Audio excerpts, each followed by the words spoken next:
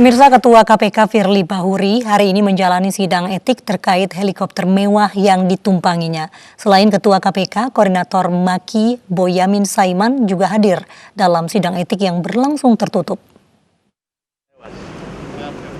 Pagi tadi, Ketua KPK Firly Bahuri memenuhi panggilan Dewan Pengawas KPK untuk diperiksa dalam sidang dugaan pelanggaran etik penggunaan helikopter untuk kepentingan pribadi dari Palembang ke Batu Raja. Dalam sidang etik hadir Koordinator Masyarakat Anti Korupsi Indonesia Boyamin Saiman selaku pihak pelapor di Gedung Anti Corruption Learning Center Kuningan, Jakarta Selatan. Sidang yang dipimpin Ketua Dewan Pengawas KPK Tumpak Hatorangan Panggabean berlangsung tertutup sesuai peraturan Dewas KPK. Sidang pelanggaran kode etik hari ini diperiksa dan diputus majelis dalam waktu paling lama 60 hari. Saya sudah sampaikan nanti biar Dewas yang menyampaikan semuanya ya. Mohon maaf ya. Saya tidak memberikan keterangan di sini. Semuanya tadi sudah sampaikan ke Dewas. Juga bahwa jika ini nanti terbukti dugaan melanggar, saya memohon kan mengajukan permohonan. Pak Firly cukup jadi wakil ketua. Jadi ketua diganti orang lain. Saya sampaikan juga itu jadi sidang cukup efisien, tidak berdele-dele, pertanyaan juga tidak berdele-dele, jawaban saya juga berusaha sepadat mungkin, dan itu akhirnya nggak sampai 1 jam lebih dikit ya, udah selesai gitu. Apa yang saya kemukakan kan berdasarkan fakta. Misalnya naik helikopter kan memang naik helikopter. Mau apa? Mau membantah nggak naik helikopter? Ya Pak Firly mengatakan sudah dibayar, ya silahkan aja udah dibayar. Tapi saya kan menyampaikan dibayar full, dapat diskon atau yang lain kan gitu kan, dibayar oleh siapa kan gitu kan.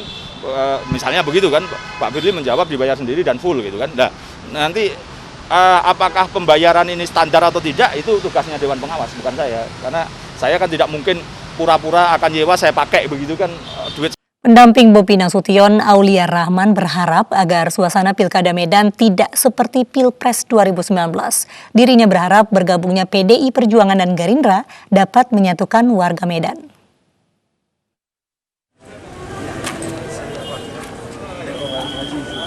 Sebagai pendamping Bobi Nasution di Pilkada Medan, politikus Partai Gerindra Aulia Rahman meminta masyarakat Medan untuk tidak membawa suasana Pilpres 2019 dalam Pilkada Medan 2020.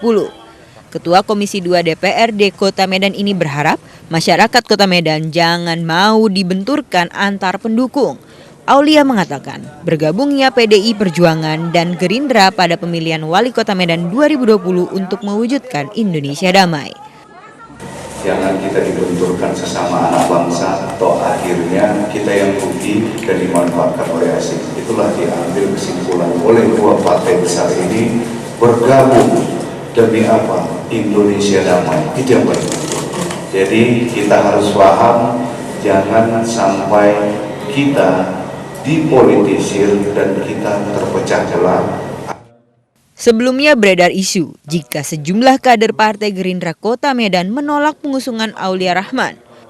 Para kader berharap sosok Ihwan Ritonga yang diusung di Pilkada Medan. Dari Medan, Sumatera Utara, Said Ilham, iNews melaporkan. Sementara itu, bakal calon wali kota Medan, Sumatera Utara, penantang Bobi Nasution, Ahyar Nasution meminta pendukungnya berpolitik santun. Relawan Ahyar Nasution mengaku kian solid dan optimis memenangkan Pilkada Kota Medan 2020.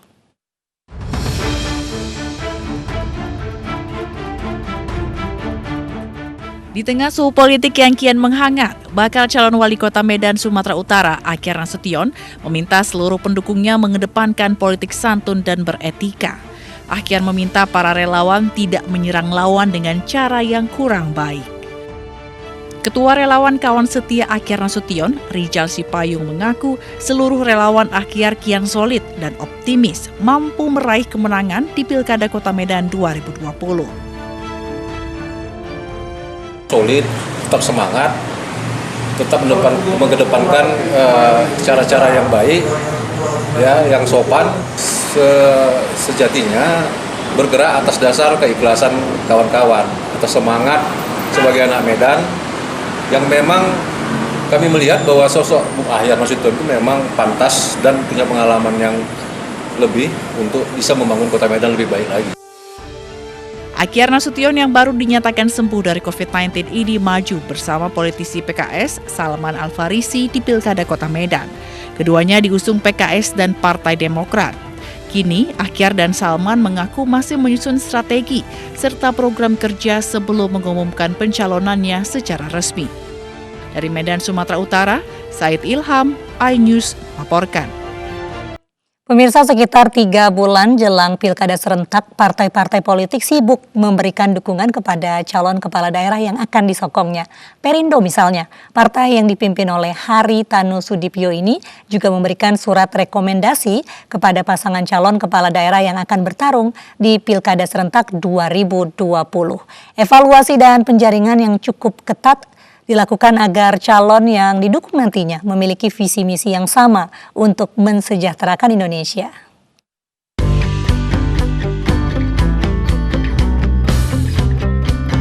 Jelang pelaksanaan Pilkada Serentak 2020, Partai Perindo kembali mengeluarkan surat rekomendasi untuk mendukung calon bupati dan wali kota di berbagai daerah. Untuk Pilkada Kabupaten Morowali Utara Provinsi Sulawesi Tengah, Partai Perindo mendukung pasangan petahana Muhammad Asrar Abdul Samad dan Yalbert Tulaka. Pasangan dari Pak Asrar, Pak Bupati ini, calon bupati ini adalah salah satu kader Partai Perindo juga yang kita pasangkan, sehingga kita berharap bahwa program-program pemerintah ke depan betul-betul bisa sinergi dan bisa bekerja sama dengan partai untuk meningkatkan pembangunan di Morowali Utara. Ya, kami punya kesamaan, saya punya kesamaan sehingga saya mau berminat dengan Partai Perindo. Tujuan kami sama untuk memajukan dan memakmurkan rakyat Kabupaten Morowali Utara. Selain itu, Perindo juga memberikan dukungan kepada calon bupati dan wakil bupati Kabupaten Karangasem, Gusti Ayuma Sumantri dan Imade Sukerana. Dengan dukungan Partai Perindo, pasangan ini berharap bisa melanjutkan kepemimpinan mereka di Kabupaten Karangasem, Provinsi Bali. Pertama, tentu merasa bersyukur pada Tuhan Yang Maha Kuasa atas turunnya rekomendasi dari Partai Perindo. Semoga masker dapat memenangkan perhelatan pilkada. Jelang putaran pilkada yang akan dihelat 9 Desember 2020, Partai Perindo akan melakukan konsolidasi di seluruh daerah untuk menyusun langkah dan strategi pemenangan calon yang diusung. Tim Liputan iNews melaporkan.